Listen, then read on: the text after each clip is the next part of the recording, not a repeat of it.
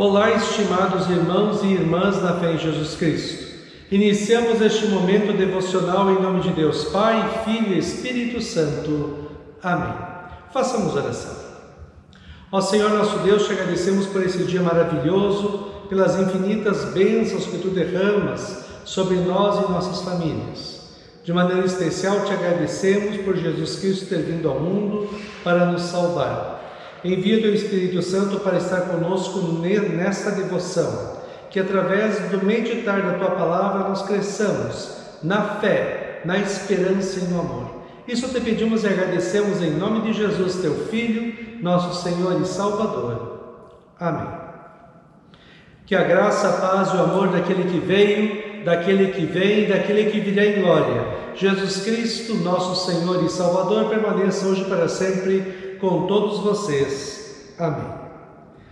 Estimado irmão e irmã, uma das profissões que eu mais admiro é o do agricultor.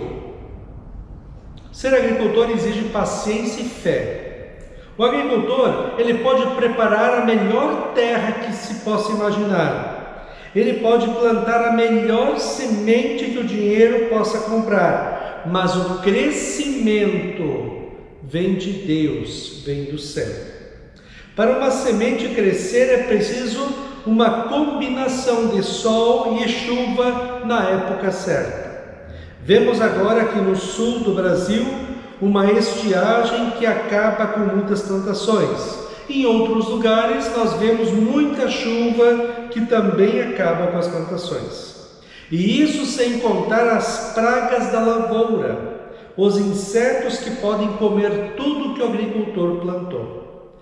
Lá no Egito, a época de março a abril era uma das mais temidas, porque enxames de gafanhotos migratórios eram levados pelo forte vento leste. Onde eles passavam, comiam tudo que tinha pela frente. O Egito, na época de Moisés, já havia passado por muita coisa. Era água que se transformou em sangue, rãs, piolhos, mosca, peste e morte dos animais, feridas às pessoas e nos animais, e recentemente o granizo que destruiu quase tudo que não foi escondido em celeiros. Mas Faraó, o rei do Egito, com o seu coração endurecido, não aceitava que Deus era o Senhor e não atendia à palavra de Deus. Agora Moisés e Arão vêm e com uma ameaça muito pior do que as anteriores.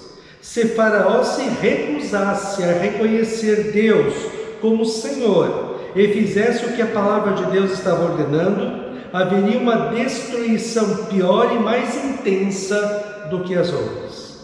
Se quase não tinha sobrado nada dos egípcios, agora o resto seria destruído. Vejam que Deus mandou Moisés e Arão dizerem a Faraó em Êxodo 10, 3 a 6. Assim diz o Senhor, o Deus dos Hebreus: até quando você se recusará a humilhar-se diante de mim? Deixe o meu povo ir para que me adore. Se você não deixar o meu povo ir, eis que amanhã trarei gafanhotos ao seu território. Eles cobrirão de tal maneira a face da terra que não será possível ver o chão. Comerão o restante que escapou, o que restou depois da chuva de pedras, e comerão todas as árvores que crescerem no campo.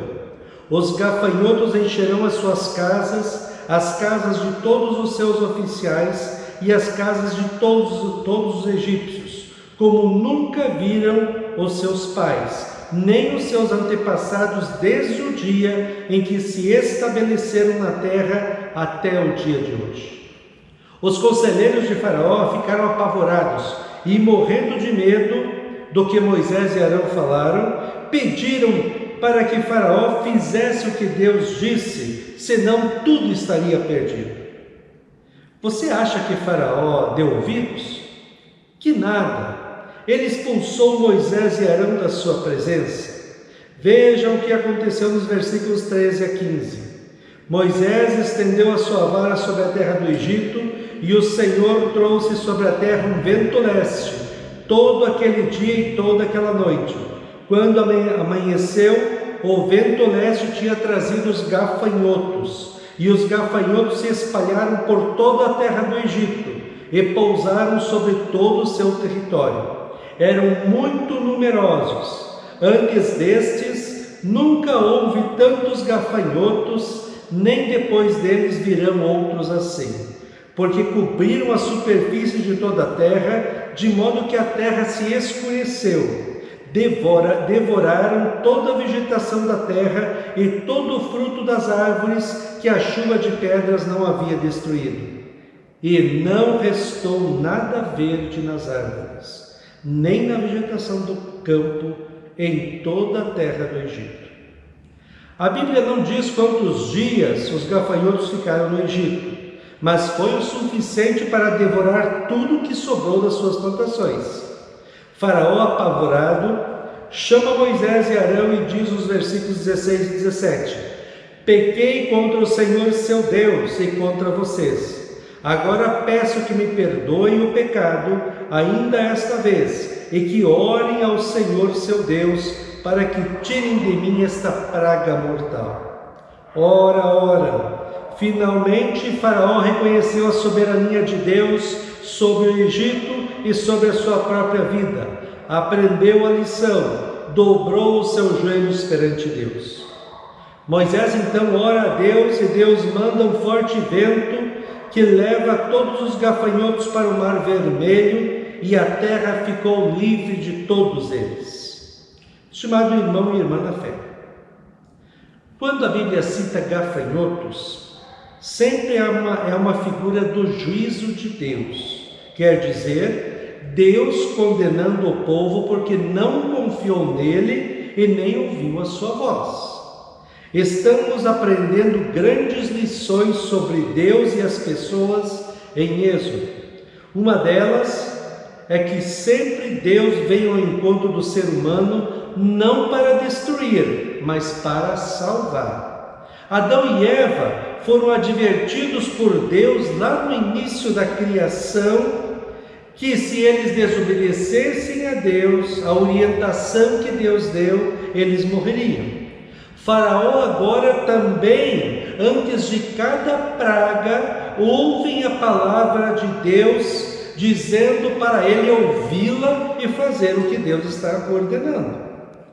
Isso me lembrou de um outro texto bíblico, Apocalipse 3:20, quando Jesus diz: Eis que estou à porta e bato. Se alguém ouvir a minha voz e abrir a porta, entrarei em sua casa e cearei com ele e ele comigo. Ainda hoje, Deus chama o ser humano, e de maneira especial você e eu, pela sua palavra, para que nós reconheçamos, sim, que somos pecadores, para que nós ouçamos pela fé a voz de Deus e reconheçamos Jesus Cristo como nosso Senhor e Salvador, para que nós deixemos todo o pecado de lado e vivamos uma vida santa baseada na palavra de Deus. Jesus Cristo, estimado irmão e irmã, é a voz de Deus, que não apenas adverte e chama, mas a voz de Deus, que com a sua vida, sofrimento e morte na cruz, salva o ser humano do pecado e do inferno, e lhe dá a alegria, a paz, o amor e a esperança da vida eterna no céu. Assim como Deus, antes das pragas, falou com o Faraó e advertiu na Bíblia, tem a promessa de que um dia Jesus Cristo voltará em glória para julgar o mundo. Quem creu em Cristo e viveu esta fé no dia a dia será salvo, e quem não creu será condenado. Que neste mundo que não se importa, assim como o Faraó, com Deus, sua palavra, oração, igreja e vida cristã, você, como cristão e cristã, possa se firmar, fundamentar a sua vida e a vida de sua família na palavra de Deus. É só para saber, depois que os gafanhotos passaram, Faraó não deixou o povo de Deus sair novamente. Que Deus possa dizer como aquele homem que se aproximou de Jesus para pedir-lhe que curasse o seu filho e disse para Jesus em Marcos 9:24: Eu creio, Senhor, ajuda-me a ter mais fé. Amém. Façamos oração. Ó Senhor nosso Deus, nós te agradecemos porque a nossa fé não vem de nós mesmos. Através do Espírito Santo nós recebemos a fé através do batismo e da Tua Palavra. Que nós possamos fundamentar a nossa vida nesta fé em Cristo. Que nós possamos crer que Jesus Cristo é o nosso único e suficiente Senhor e Salvador. Que nós possamos ler a Tua Palavra e possamos viver de acordo com ela diz. Que este mundo inteiro possa se conscientizar que Cristo é o caminho, a verdade e a vida, e não há salvação senão através da fé nele. Ó Deus, abençoe este novo dia que Tu nos deste, protege-nos de todos os perigos, guarda-nos de todo o mal, que a Tua presença encha a nossa vida de paz e tranquilidade. Isso te pedimos e agradecemos em nome de Jesus. Amém. Receba a bênção do Senhor. O Senhor te abençoe e te guarde. O Senhor faça resplandecer o seu rosto sobre ti e tenha misericórdia de ti. O Senhor sobre ti levante o seu rosto e te dê a paz. Amém.